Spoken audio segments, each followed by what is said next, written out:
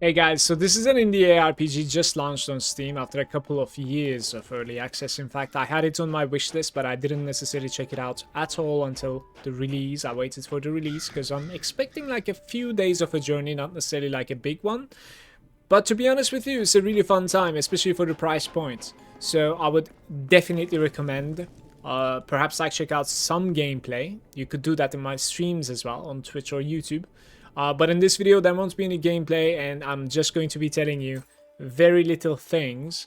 The itemization is kind of like pretty interesting. I'll get there. I only have about like 5 hours in the game so far. It's a little bit confusing when it comes to itemization or like what can actually offer you, what kind of like it fixes. But I want to tell you about like the customization available in this game. So in this little town, you can pretty much like simultaneously level the characters that are available to you.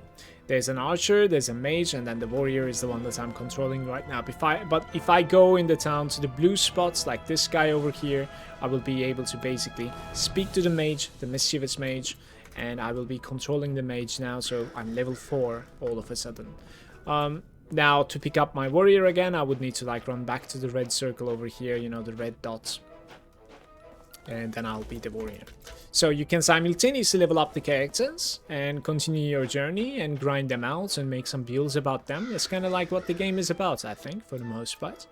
And on top of that, like, don't make the mistake that I have done, which can be, I think, pretty easy to do. So all these rows, you can select one option, basically, right? Like when I jumped into the game for the first time, I thought, okay, this is cool, this is cool, this is cool. So I pretty much unlocked everything.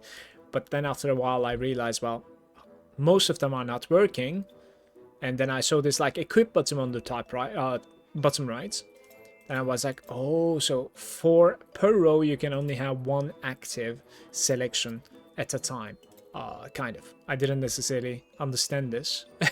I don't necessarily know in the interface if it's written somewhere. I don't know. Maybe in the tutorial it like told me and I like, you know, didn't necessarily pay attention to it. I'm not really sure. I'm playing some sort of like a whirlwind right now. This was one of the things that I wanted to show you. And the other thing is going to be this highlight system of the stats. It is very interesting in my opinion. The loot filter of this game is very advanced, but at the same time, it is pretty simple to, you know, decide what you want to do.